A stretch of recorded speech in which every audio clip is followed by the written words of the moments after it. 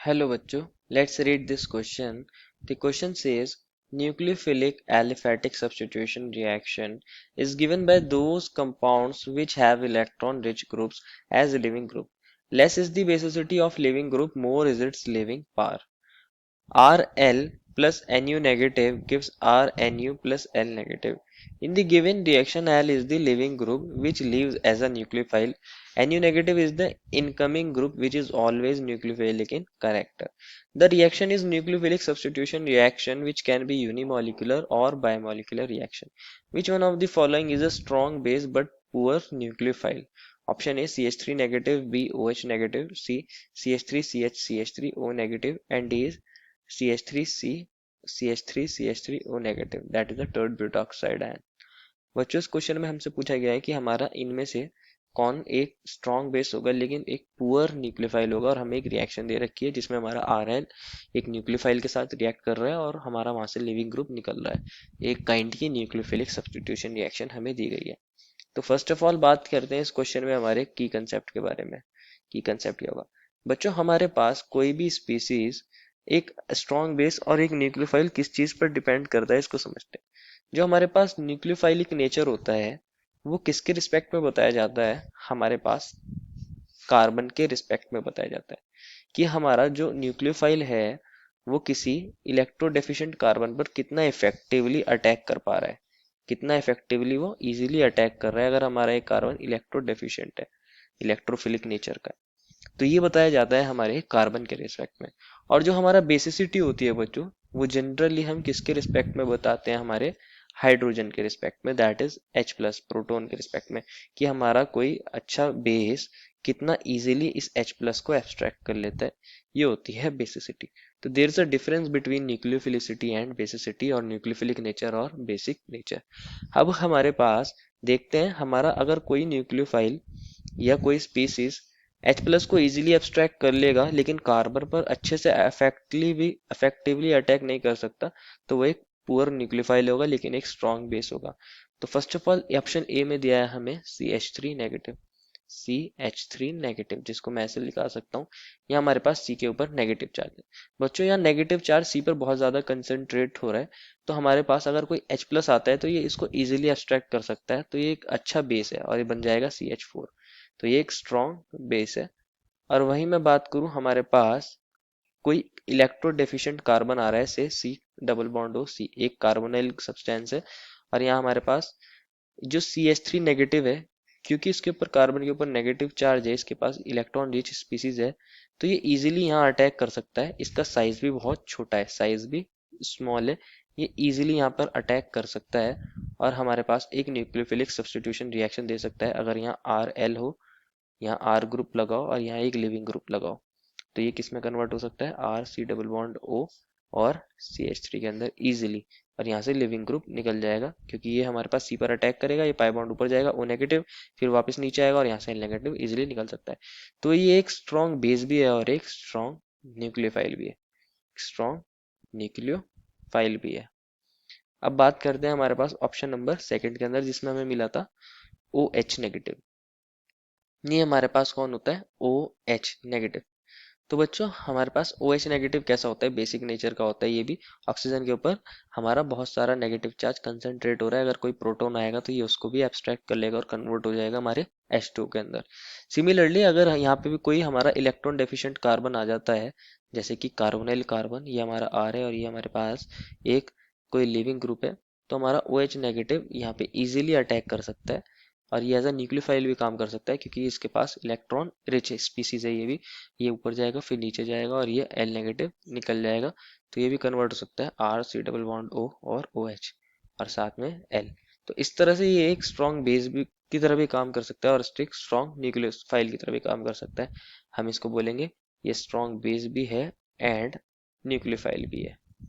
अब बात करते हैं हमारे सी ऑप्शन के अंदर, जिसके अंदर हमें दिया था एक आइसोप्रोपाइल ग्रुप और उससे O नेगेटिव अटैच था, यही था हमारे पास। यस, CH और CH3 और ये O नेगेटिव।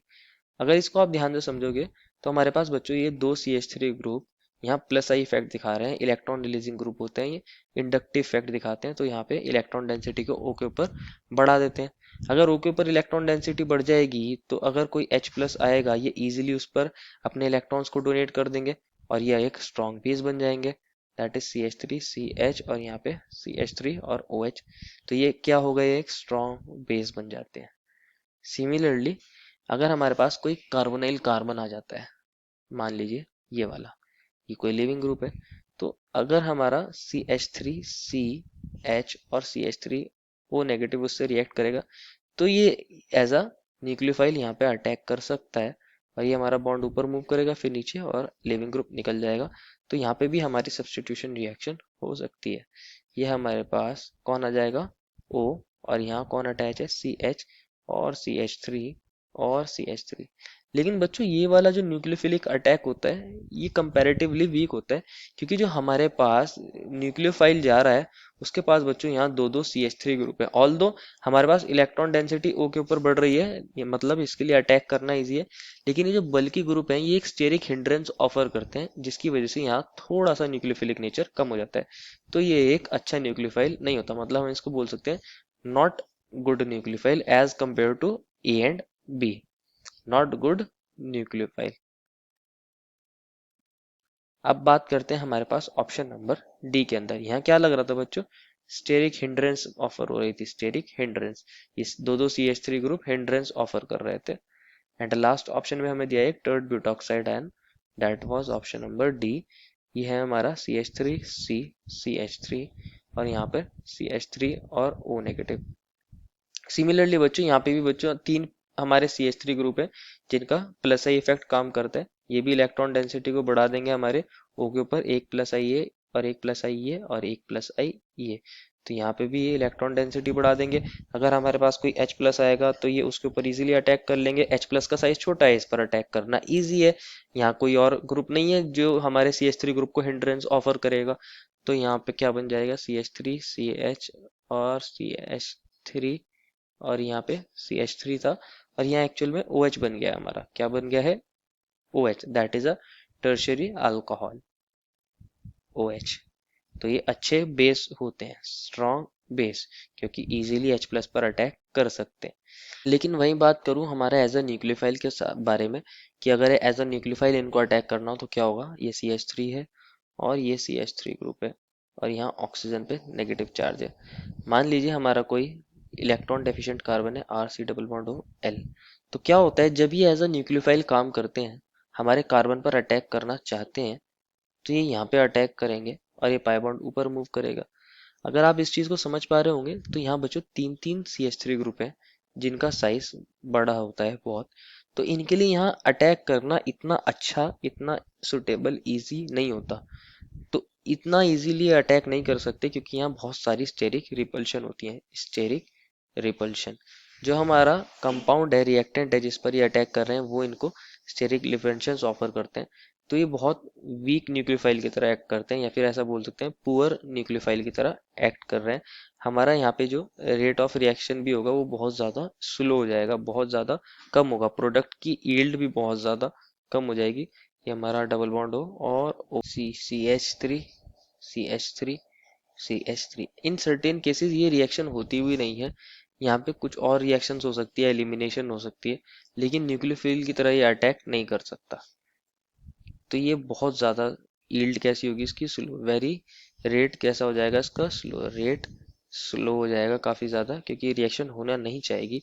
ये एक पुअर न्यूक्लियोफाइल है, पुअर न्यूक्लियोफाइल, इसकी न्यूक्लियोफिलिसिटी बहुत कम होती है, लेकिन ये बेसिक नेचर इसका बहुत ज़्यादा हाई होता है। तो एक ही ऑप्शन ऐसा है जिसके अंदर बेसिसिटी ज़्यादा है लेकिन न्यूक्लियोफिलिसिटी कम है, that is option number D. This is the final answer. I hope you understood it well and best of luck.